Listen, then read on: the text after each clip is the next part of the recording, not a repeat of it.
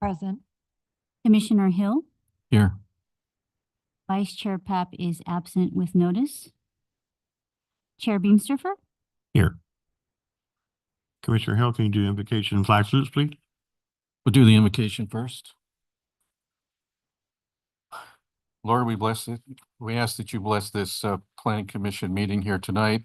And Lord, give us the strength to make the most informed decisions possible. In your name we pray. Amen. Pledge allegiance.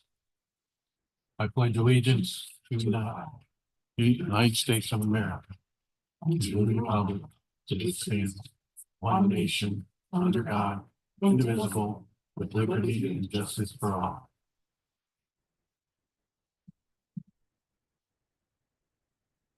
Agenda item 4 is a public comment period for items not on the agenda.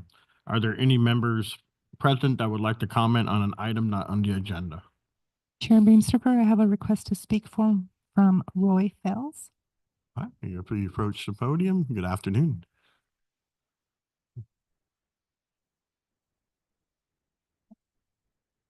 I have a whole thing written out here, but I'm just going to do this off the cuff. I'm with the Lakes at Hemet West. They're building that horrendous warehouse. Is your microphone turned on? Lights on. Okay, just making sure it didn't sound like it was on. Testing, 1, 2. Okay, we good? Okay. Hi, I'm Roy Michael. Lakes at Hemet West. They're building that horrendous warehouse project, or projecting to build that. On sometime Sunday, Governor Newsom signed off on AB 98, bill that severely restricts how and where warehouses could be built. If you look at the bill and you look at the project they're building right next to my backyard, I'm 5 feet from the line. It looks like they took that project and said, this on this project, you can't do that. There were multiple things on there. It's like they said, you know, that's exactly what we can't do anymore. Now, the problem with this bill is it's got a loophole about a mile wide in it, because it gives till January 1st, 2026 before it goes into effect. Now, what we want to talk about is the law, which isn't in effect yet, or the spirit of the law. Now, the majority of California legislators voted for this bill. The governor signed this bill. They represent millions of Californians who said, no, we have to curb how and where they're building this. We want warehouses. It's good for jobs, but you don't put them next to a retirement home. I mean, 1,000 semi-trucks could drive through that loophole. The October 1st cutoff, anything that's presented to you as of today that's even close to this project we're talking about, you shoot it down immediately because it's so against the law. It's ridiculous. The EIR draft, I haven't seen it yet. I don't know that it's out. I don't believe it is. We have already hired an attorney to peruse it.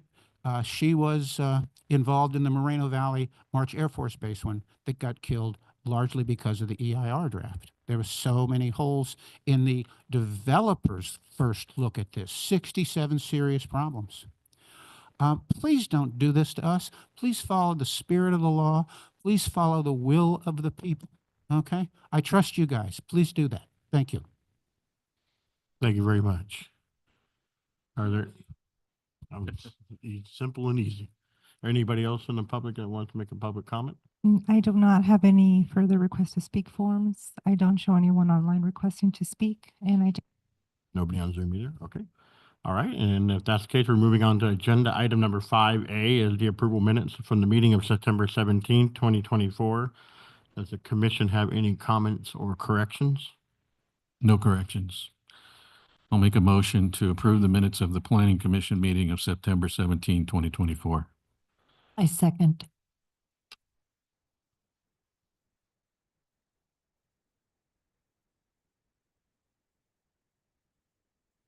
And that passes. Moving on to item 6A, proposed street names, and this will be brought to us by Public Works Director Noah.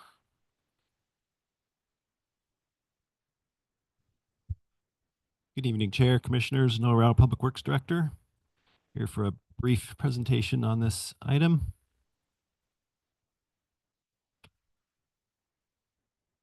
I'm here on behalf of the building official who is the responsible person for the street naming process. We're assisting in this process, and this was a request made by the Valleywide Recreation and Parks District. A quick overview on the street naming process from the Hemet Municipal Code.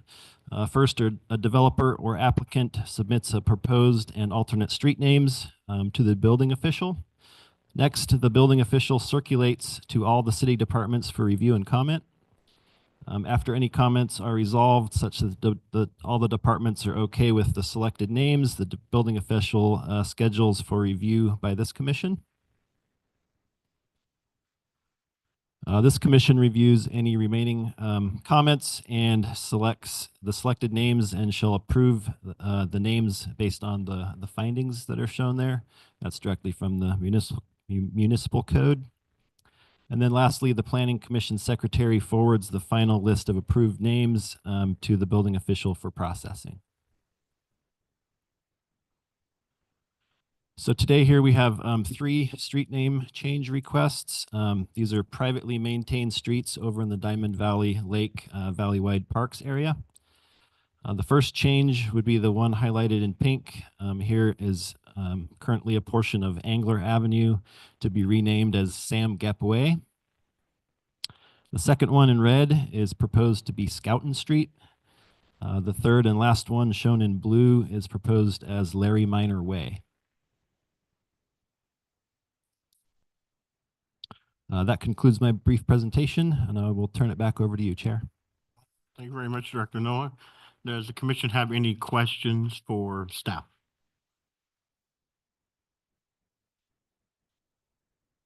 I know who Larry Minor is. No, I don't have any questions. Thank you. I don't have any questions as well. It was like an easy one. We Googled the street name. There doesn't seem to be anything conflicting with it, so no questions. And was any recommendation, proposed approval? Well, we don't need to pass anything, just no recommendations. I think you did it. Everything is fine there. Approved by the commission. Thank you. That was an easy one. All right, thank you very much. And moving on to item 6B, proposed locations for 5 solar streetlights. And this is being brought to us by Public Works Operation Manager Greg Holyoke. Holyoke. Comes up here. Evening, Commission. Bringing to you this evening solar streetlight installation kind of discussion recommendation. On March 4th, 2022, City Council allocated $200,000 of the American Rescue Plan Act, the ARPA funds, for a solar street lighting project. Project was added to the Capital Improvement Program July 12th, 2022, and subsequently designated as CIP 5742. Currently, the department's installed a couple street lights at the intersection of Devonshire and Myers, and also 2 different locations on Hamilton and Western, south of Florida. Installations have had received great feedback. Here's a couple of photos of the solar lights as they are on Western and Hamilton. So current pictures. This project, where we've identified 5 additional locations that could benefit from the solar powered streetlights. These locations do not have existing infrastructure in place to install standard utility powered streetlights. These locations were chosen because they're very dark due to the rural settings. Addition of a street light at these locations will increase visibility for motor vehicle traffic as well as pedestrians. Following locations. First location is Saboba Street and Lincoln Avenue, an intersection. All these locations, I've included a daytime picture on the left, and then I went out and took a nighttime picture, which is tough to do when it's as dark as it is, but it kind of gives you an idea of how dark that intersection really is at night. That's the first location. Location 2, Saboba Street and Charlton Avenue. Location 3, Hemet Street and Charlton Avenue. Location 4 is Hemet Street and Lincoln Avenue. And then location 5 was a recommendation by the fire department as they're turning off of Hemet Street into Fire 5. You could tell during the day the driveway's kind of there, but at night, it's pretty invisible. They put up a few cones now to try to help it, but a light there would really help them get in with the fire apparatus as well, help the public identify where the fire station is. So, that's pretty much it. We do have adequate funding is available in the CIP for these lights and potentially more. So any input from the commission for future locations is recommended as well. All right, thank you, Greg. Does the commission have any questions for staff on this one? How much are these guys? The original lights were about 22,000 each, roughly. But we've done some more research. We've kind of looked around at different stuff. We found out with a contract we currently have with Unix to install our standard marble light that you see around town and attaching a head to it. We can get away probably about 13 to 15, somewhere in there. So a little bit more. That's why now we've seen, originally it was 5 with the original funding. Now with looking around and kind of finding a better deal, we think we can probably, once this is done, see what's left and we might be able to do some more. So how long is the battery life? Most of these, we've had no issues with them lasting all night as far as that goes. As far as the life of the battery itself, most of your solar batteries, I'm hoping 5 to 10 years, maybe more. Technology's gotten really good with solar stuff. So with as long as the solar panel and the charging unit keeps that battery going, you could see a long life out of those batteries. So. And you would maintain them clean Yes. and that kind of. Yeah, they would be stuff. maintained. And then, like I said, with the marble light that we're putting up, that's a one-time purchase, one-time install. Right. So with the light fixtures themselves, they're all replaceable as far as the solar panel, the battery, the LED unit. So you won't have to go back even if a panel fails or the battery fails, you just replace the battery. You're not having to buy Okay, an entire unit again. So. I think it's a good idea. Hopefully we can work into other portions of the city. No, I agree. And this is using the ARPA funding, to use that up. And then I think our future goal, we're doing some in Sierra Dawn, some other communities. We're really looking at expanding the solar because it's a little bit free, easier. yeah. So, and with the wire theft, nobody can steal the wire from a solar light. So that helps as well. So. Good. Hey, Mr. Holyoke, thank you for the presentation. Were there, I know you presented 5 here, but was there a total list of maybe 10 or so that you had in mind? We didn't do an extra list. Originally, we thought we only had the funding for 5. And so we kind of went out and identified 5 locations. If you do notice, they are all in a similar area. Yeah. Kind of did that to kind of that way. We kind of, all those intersections, you get one, well, how come you lit this intersection and not that one? So we kind of picked that rural area of East Town. I already have some other thoughts near like the Park in Columbia area, Park in Menlo.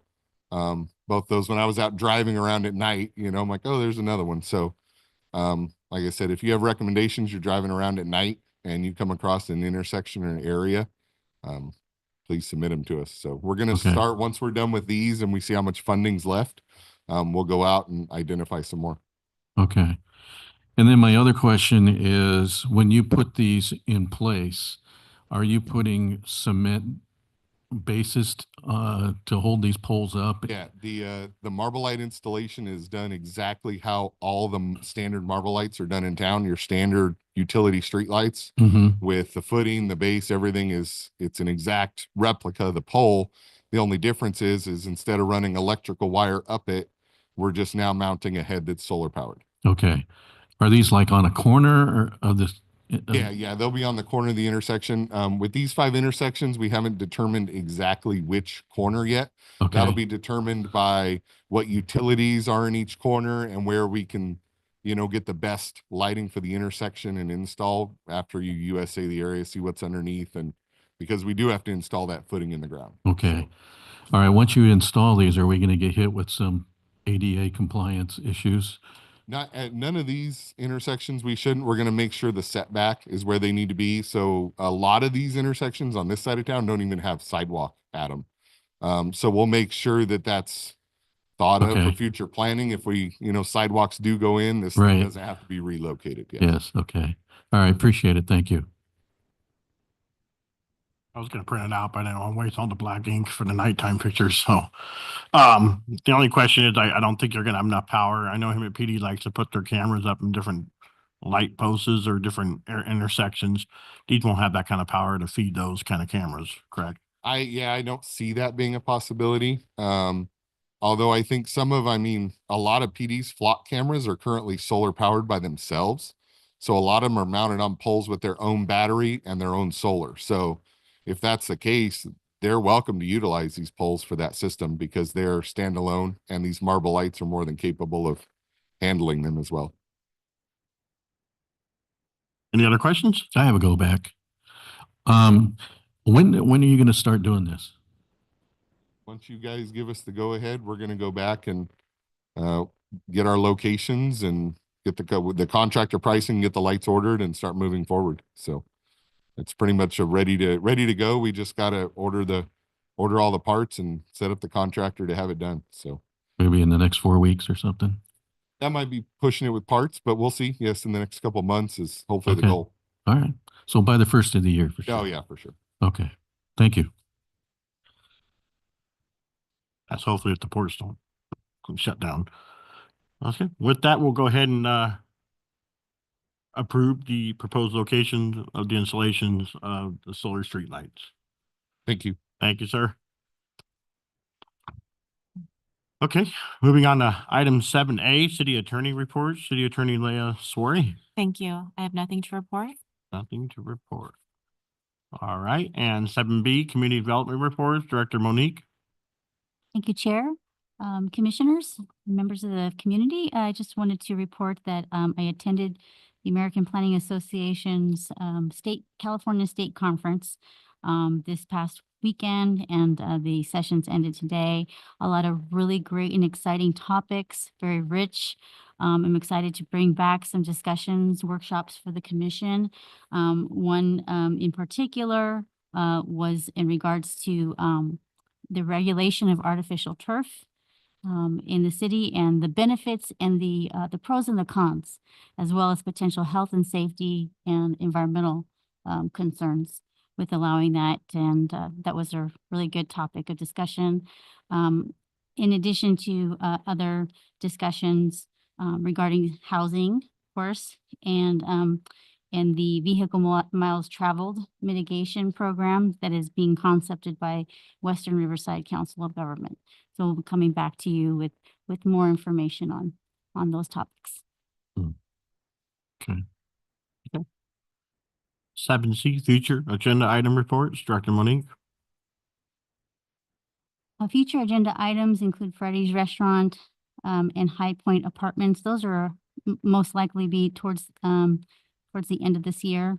We also do have a drive-through restaurant at the former Long John Silver site that is getting fairly close for your review. We do have the Simpson Warehouse that looks like it's going to be either in November, December, potentially, as well as zoning code amendment work study for potential billboards in this electronic billboards in the city. And then coming up on October 15th, JD Fields Warehouse, which is it's a smaller development coming forward for your review. That will be on October 15th. Okay. Thank you very much. And item 7D, Planning Commissioner Reports. Commissioner Clark? Well, I have been going through the future agenda items and do we know what the holdup for all of these Freddy's and High Point and JD Fields has been going on since January 2023? So what is the obstacle that we're seeing with all of this? Primarily the review process. The civil review is quite in-depth, and it does require us to pre-approve water quality management plan, hydrology plans, preliminary, and in some cases queuing studies for the drive-throughs, as well as looking at just making sure that if there's any traffic or vehicle miles travel analysis that needs to be completed. There are several technical studies that have to be pre-approved by various departments before we can clear and obtain conditions of approval from the various departments. So there may be just one or two items that are outstanding on these. And in the JD Fields development, there was some minor changes to the civil improvement plans that required some adjustments on both the applicant and the city. So those are generally what's keeping them from moving forward, is because we have to go through a technical process before we can recommend any project or moving it forward for the planning commission and council's consideration. Has the JD Fields public notice? The JD Fields, that project will be noticed this week in the newspaper. It requires a 10-day noticing, as well as mailed notices will be sent out within property owners and tenants within 500 feet of the subject property. Do you have that date? Yes, the public hearing is scheduled for October 15th for the Planning Commission's consideration.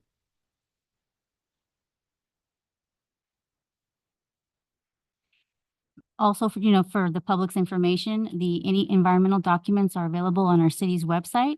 On the community development page, we also have in the planning division's portal, we do have environmental documents. There, any member of the public, anyone can take a look at what projects we have and environmental documents that are available, and they are available on our city's website today.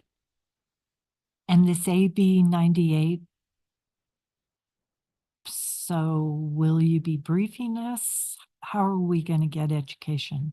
Yeah, that's an important piece of legislation that was literally passed this weekend. So we will be providing with the commission with a briefing on that and what that means to the city. We do have to review it. It's quite in depth. So let me be clear though, any projects already in the works is exempted, or is this now collectively going to any warehouse?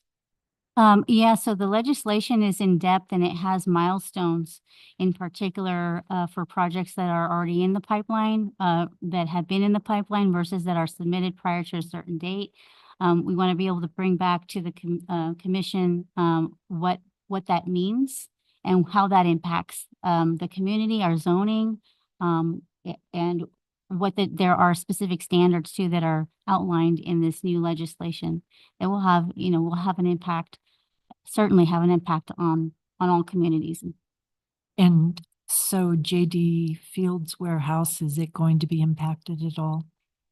No, when we bring back forward, it would not affect this particular Okay, project moving forward. nothing further.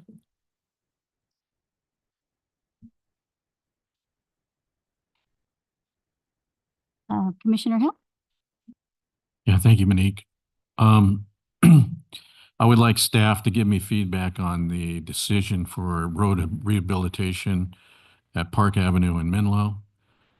I brought this up before, provided photo evidence of this area that was not previously considered.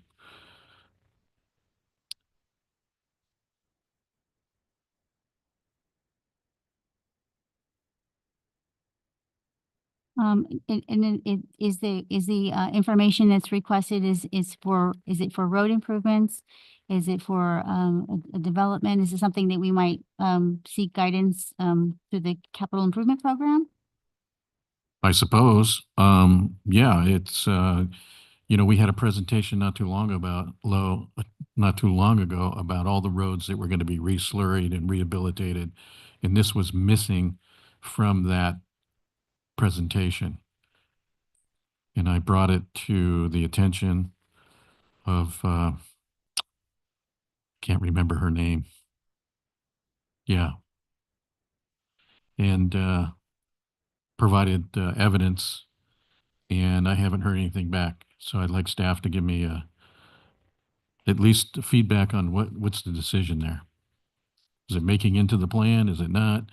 If so, I understand it might be out in future, projects, but, would be nice to get some feedback.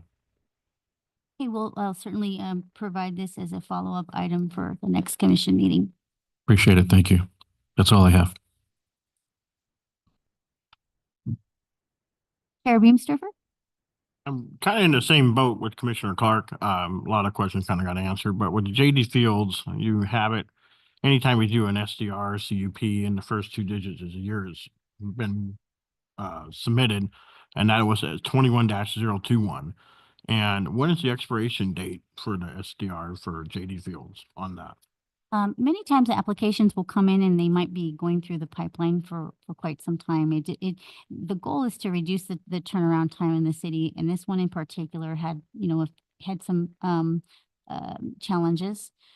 We did have, and as we discussed at the public hearing, I'll provide an in-depth analysis of what the project is, and provide more context to that. But there are a few projects that we've reduced that. There'll be a few projects that have had a few years, that we're trying to clean that up and turn it around quickly. However, as discussed in prior meetings, we've had, challenges with our departmental coordination. We've had changes in staff, in positions that have created a change in staffing. We had third-party reviewers and prior consulting firms. So there's been a shift in our organization for the better. We have gone to full-time staffing, and that should alleviate the length of time that it takes for projects to move through the pipeline. Do you know the expiration date? I mean, considering the unforeseen circumstances, when does this SDR expire? Oh, so an expiration for a project only expires once it's entitled. And if it's approved by the approval body, typically it's a 24-month approval period for them to either obtain a building permit, or there are certain conditions that are tied to a project for it to, whether to expire. Tentative track maps are a little bit different. There's different timelines that we have to comply with the Subdivision Map Act. So the conditions of approval will determine the amount of time that they are entitled before it expires. But it's not until it's entitled that it would, potentially expire. And then the remedy also for the applicant or the property owner is to submit through our, Hemet Municipal Code procedures that allow for an extension of time due to unforeseen circumstances for the commission to, approve an extension if necessary. Because I know with the Freddy's restaurant as well, that's been brought up for future agenda items since last year, at the end of last year in December. And we're going on October now. And I look at places like the Plastic Place, where engineers, we've been hearing for the last 3 meetings that engineers are working on it, but I haven't seen anything change from that location. I look at El Zarape and his outdoor dining. Maybe some things have been done and finished, but I haven't seen anything from that restaurant. I see a lot of these different businesses that have just been waiting and waiting and waiting and waiting. And the other thing too is a little concerning, and I've not heard back from anybody, and nobody has contacted the owner, but Kyle from the Eagles Coffee, with the location there on the corner of Harvard and Florida. He sent me his picture of what he's paid so far in fees for the city of Hemet, and it's been $7,249. And when I called Temecula to compare a comparison restaurant of 1,200, 1,300 square feet Temecula said for a restaurant there, they just closed, finished fees and all out the door is about 3,500. So I'm trying to figure out why this particular business owner is having to pay double the cost for Hemet, not even Temecula. And that's a lot of money for just fees for a business owner to try to come in and open up a business. So nobody has contacted him yet. And I'm just curious as to why the fees are so high. Yeah, we can certainly follow up on that. I do know that, there's certain fees that have been adopted by resolution by our, by the city council. We utilize those fees when assessing permits for building, and it's based off calculating, based on often the assessment of the project. So it could, in some cities, it could be square footage, or it may be calculated as square footage. Our fees are quite extensive in terms of not necessarily that they're too much, but that the way that you calculate them, it varies.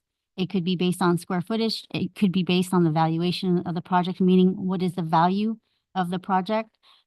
So I would be happy to look into this, and I know this is something we had discussed before that I certainly need to provide you a follow-up with. Thank you. Appreciate that. And so does he. He said as of today, he hasn't heard anything from the city about it. And so I told him I would say something. And with nothing else to discuss, we're going to go ahead and adjourn this planning commission meeting to the next planning commission meeting scheduled for October 15th, 2024 at 6 p.m.